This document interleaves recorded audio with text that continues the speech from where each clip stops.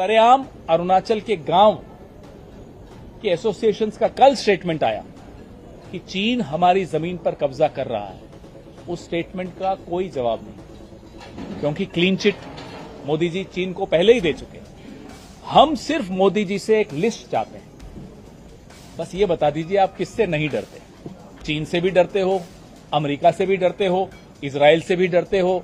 अरे नेपाल अपने नक्शे बदलता है, आप जवाब नहीं देते।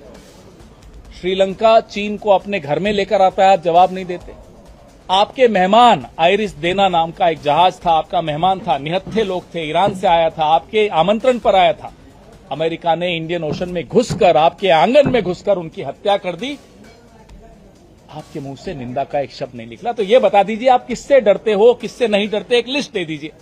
तो आपसे उम्मीद करें कि कहीं तो आप सीधे खड़े होकर आंखों में आंखें डाल के बोलेंगे, जवाब देंगे, देश के हितों की रक्षा करेंगे। लेकिन नहीं, एक कायर प्रधानमंत्री, एक कायर सरकार है और एक कायर सरेआम अरुणाचल के गांव के एसोसिएशंस का कल स्टेटमेंट आया कि चीन हमारी जमीन पर कब्जा कर रहा है। उस स्टेटमेंट का कोई जवाब नहीं, क्योंकि क्लीन चिट मोदी जी चीन को पहले ही दे चुके हैं।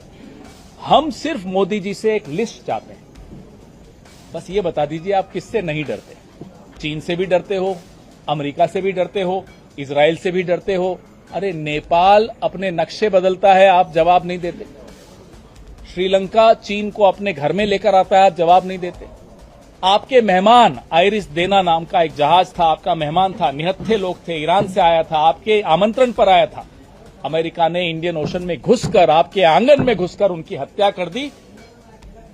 आपके मुंह से निंदा का एक शब्द नहीं निकला। तो ये बता दीजिए आप किससे डरते हो, किससे नहीं डरते, एक लिस्ट दे दीजिए। तो आपसे उम्मीद करें कि कहीं तो आप सीधे खड़े होकर आंखों में आंखें डाल के बोलेंगे, जवाब देंगे, देश के हितों की रक्षा करेंगे। लेकिन नहीं, एक कायर प्रधानमंत्री, एक कायर सरकार है और एक कायर